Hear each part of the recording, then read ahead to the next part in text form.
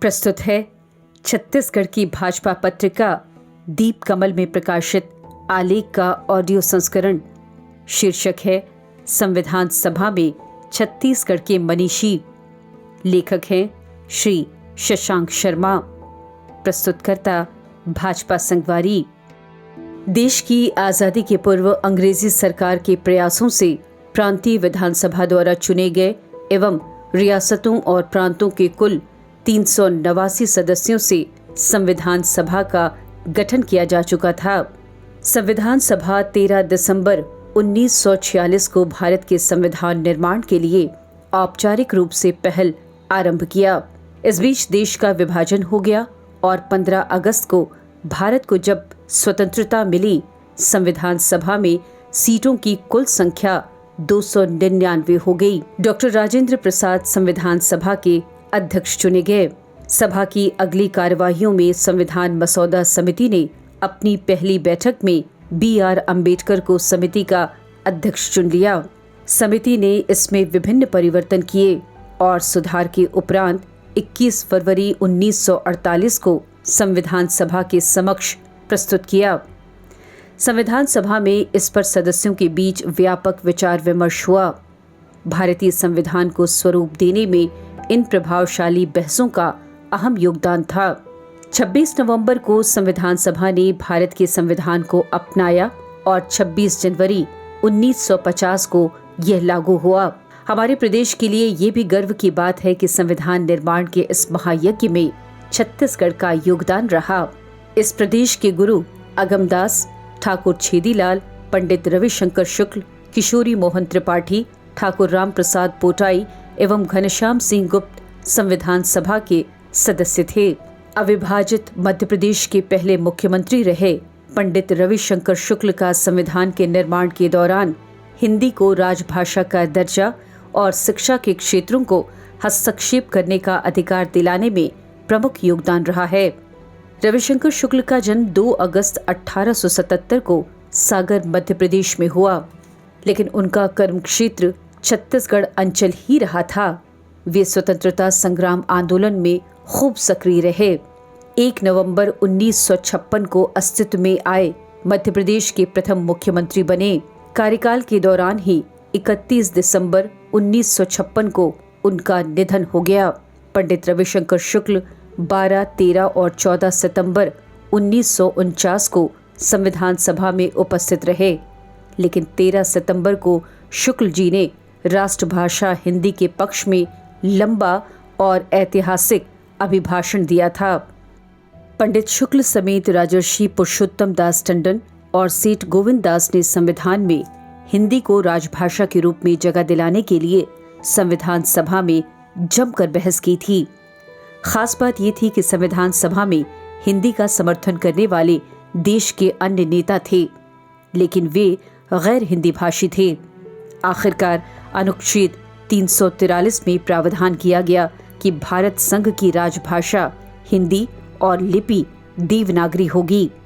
इसके अतिरिक्त देश के 22 भारतीय भाषाओं को 8वीं अनुसूची में मुख्य भाषा के रूप में मान्यता दी गई।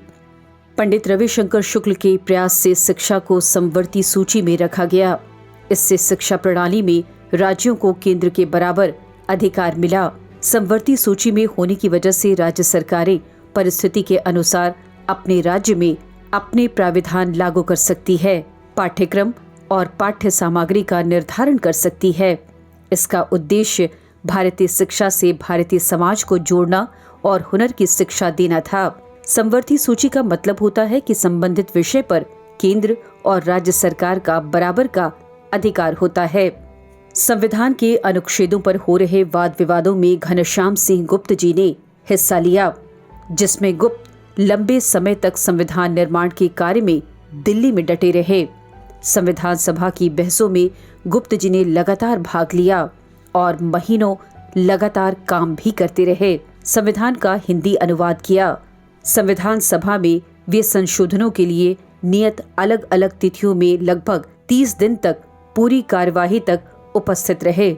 उन्होंने संविधान के अनुच्छेदों और शब्दों के संशोधन में अपना दमदार हस्तक्षेप प्रस्तुत किया। विधानसभा के द्वारा गुप्त जी को संविधान की हिंदी ड्राफ्ट कमेटी का अध्यक्ष भी नियुक्त किया गया था।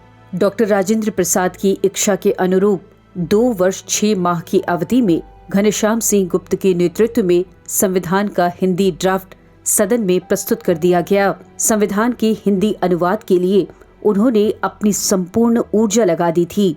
दुर्ग में मोती सूबेदार के वंश में 22 दिसंबर 1885 को जन्मे घनश्याम सिंह गुप्त जी की प्राथमिक शिक्षा दुर्ग एवं हाई स्कूल की शिक्षा रायपुर में हुई थी। आगे उन्होंने सन 1908 में इलाहाबाद विश्वविद्यालय से LLB की उपाधि प्राप्त की। फिर गुरुकुल कांगड़ी विश्वविद्यालय में भौतिकी के प्राध्यापक के रूप में सेवा देने लगे। वहां से सन 1910 में वापस आकर दुर्ग में वकालत आरंभ कर दिया। यहाँ उन्होंने अंचल में चल रहे स्वतंत्रता आंदोलन में सक्रिय भागीदारी देना आरंभ किया। 1915 में मध्य प्रांत एवं बरार एवं प्रांतीय परिषद के सदस्य चुने गए और आंदोलन में छत्तीसगढ़ के शीर्ष स्वतंत्रता संग्राम सेनानियों के साथ अपनी सक्रिय भूमिका निभाते रहे। महात्मा गांधी के आह्वान पर 1921 में उन्होंने वकालत का परित्याग कर दिया। 1923 से 1926 सेंट्रल प्रोविंस एवं बरार विधानसभा के निर्विरोध सदस्य निर्वाचित हुए। 1927-1930 के कार्यकाल में भी आप निर्वाचित हुए और प्रदेश विधानसभा के कांग्रेस दल के नेता चुने गए। इस बीच आप सन 1926 में दुर्ग नगर निगम के भी अध्यक्ष निर्वाचित हुए। सन 1930 में दिल्ली के सेंट्रल असेंबली सदस्य के लिए हुए चुनाव में डॉक्टर हरि सिंह गौर को हराकर आप सदस्य निर्वाचित हुए, जहां सन 1937 तक आपने छत्तीसगढ़ की दमदार उपस्थिति दर्ज की। देश विदेश के कानूनों का अध्ययन कर भारत के अनुरूप इन सभी कानूनों का ड्राफ्ट स्वयं घनश्याम सिंह गुप्त ने ही तैयार किया है। ये कानून संसद में वाद विवाद के उपरांत लागू किया, जो आज भी देश में लागू है। बैरिस्टर छेदीलाल का जन्म बिलासपुर के समीप अकलतरा के प्रतिष्ठित जमींदार परिवार में 18 सितंबर 1886 को तीज के दिन हुआ। आपके पिता श्री पचकोट सिंह थे। हिंदी, अंग्रेजी, उर्दू, संस्कृत पर पूरा अधिकार रखने वाले ठाकुर साहब ने प्रयाग के मेयर कॉलेज से इंटरमीडिएट करने के पश्चात उच्च शिक्षा हेतु ऑक्सफोर्ड चले गए, जहां आपने इतिहास में MA, LLB तथा बार एट लॉ की उपाधि प्राप्त की। लंदन में ही आप इंडिया हाउस नामक क्रांतिकारी संगठन के संपर्क में आए तथा फ्रांस में आपने बम निर्माण का प्रशिक्षण लिया। 1919 में स्वतंत्रता संग्राम में सक्रिय, 1921 में बनारस में विश्वविद्यालय एवं 1922 में गुरुकुल कांगड़ी में कुछ समय तक अध्यापन का कार्य किया तथा 1926 तक प्रयाग की सेवा समिति के संचालक रहे। आपने अपनी विद्वता से कानून के क्षेत्र में बहुत कीर्ति अर्जित की, परंतु आपका राष्ट्र प्रेमी मन शीघ्र ही विचलित हो गया और आप वकालत छोड़कर सक्रिय राजनीति में उतर पड़े। श्रमिकों में जागृति फैलाने हेतु 1927 से 1932 तक आपने श्री V.V. गिरी के सानिध्य में बंगाल भानपुर रेलवे श्रमिक संघ के उच्च पदों को सुशोभित किया तथा जल्द ही आपकी योग्यता एवं अद्भुत साहस से अंतर प्रांतीय राजनीतिज्ञों के प्रमुख बन चुके थे। प्रारंभ में आपका झुकाव स्वराज पार्टी की ओर रहा, परंतु 1928 में आप महात्मा गांधी से प्रभावित होकर कांग्रेस में आ गए। बिलासपुर अंचल में जागृति फैलाने हेतु आपने रामलीला के मंच से राष्ट्रीय रामायण का अभिनव प्रयोग किया। 1932 ईस्वी में असहयोग आंदोलन में भाग लेने के कारण आपको 2500 रुपए अर्थदंड पटाना पड़ा। आप 1932 ईस्वी में अखिल भारतीय कांग्रेस कमेटी के सदस्य व 1932 ईस्वी में संयुक्त प्रांतीय कांग्रेस समिति के अध्यक्ष भी रहे। सविनय अवज्ञा आंदोलन में आपने महत्वपूर्ण भूमिका अदा की। आपका कार्य मुख्यतः जनता के मध्य था। 1937 में कांग्रेस प्रत्याशी के रूप में विजयी होने पर विधायक रहे तथा 1946 में संविधान सभा के आप सदस्य रहे। सन 1956 ईस्वी में आपका निधन हो गया। ठाकुर रामप्रसाद पोटाई का जन्म 1920 में कांकेर जिले के कन्हारपुरी गांव में हुआ था। वे एक प्रमुख गांधीवादी नेता के रूप में उभरे। उनके पिता घनश्याम पोटाई कांकेर क्षेत्र के एक समृद्ध व्यापारी थे। राम की प्रारंभिक शिक्षा कांकेर रियासत के कॉफर्ड हाई स्कूल में हुई, लेकिन ज्ञान की प्यास ने उन्हें उच्च शिक्षा प्राप्त करने के लिए प्रेरित किया, जिसके परिणाम स्वरूप उन्होंने नागपुर के मॉरिस कॉलेज से BA LLB की डिग्री हासिल की, जो इस क्षेत्र के पहले आदिवासी छात्र के रूप में एक ऐतिहासिक मील का पत्थर था, जिसने LLB परीक्षा उत्तीर्ण की। ब्रिटिश छत्तीसगढ़ की रियासतों में ब्रिटिश शासन और सामंतवाद के खिलाफ उग्र प्रतिरोध के बीच पोटाई ने कांग्रेस राज्य के लोगों को अटूट नेतृत्व प्रदान किया। 1939 में रामप्रसाद ने कांग्रेस के त्रिपुरी अधिवेशन में भाग लिया, जो शुरू में सुभाष चंद्र बोस की विचारधारा से जुड़ा था, और बाद में लुधियाना कांग्रेस अधिवेशन में उन्हें गांधी जी की नई प्रेरणा मिली, जिसने रियासती कृषक प्रजा परिषद के गठन की दिशा में उनके प्रयासों को गति दी। 1942 और 1946 के बीच पोटाई ने कांकेर, नरहपुर और भानु प्रताप में युवा कार्यकर्ताओं के साथ मिलकर गांधीवादी राष्ट्रीय वाचनालय और खादी प्रचार क्लब की स्थापना करके खुद को राष्ट्रवादी उद्देश्यों के लिए समर्पित कर दिया।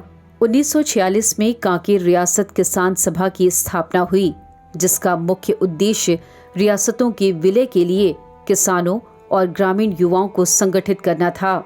अगस्त 1947 में जब भारत स्वतंत्रता का जश्न मना रहा था, तब कांकेर ने भी अन्य रियासतों की तरह अपनी स्वतंत्रता की घोषणा की, जिससे सितंबर 1947 में कांकेर राज्य कांग्रेस का गठन हुआ। ठाकुर रामप्रसाद पोटाई शिक्षा को काफी महत्व दिया करते थे। उन्होंने उस दौर में हेडमास्टर के लिए अलग से मकान बनाने को दिया, ताकि बच्चों को पढ़ाई के लिए कोई दिक्कत ना हो। ठाकुर पोटाई के साथ किशोरी मोहन त्रिपाठी ने मध्य प्रांत की रियासतों के विलय की मांग का मेमोरेंडम सरदार वल्लभ भाई पटेल को सौंपा। ठाकुर रामप्रसाद पोटाई का निधन 6 नवंबर 1962 को हुआ। पंडित किशोरी मोहन त्रिपाठी। रायगढ़ निवासी पंडित किशोरी मोहन त्रिपाठी भी भारतीय संविधान सभा के सदस्य थे। बाल श्रम को रोकने और महात्मा गांधी के ग्राम स्वराज्य के अनुरूप पंचायती राज स्थापना जैसे विषयों को शामिल करने में पंडित त्रिपाठी की अहम भूमिका रही। अभी आप सुन रहे थे छत्तीसगढ़ की भाजपा पत्रिका दीप कमल में प्रकाशित आलेख का ऑडियो संस्करण। शीर्षक था संविधान सभा में छत्तीसगढ़ के मनीषी, और लेखक थे श्री शशांक शर्मा। इस ऑडियो संस्करण के प्रस्तुतकर्ता हैं भाजपा संगवारी।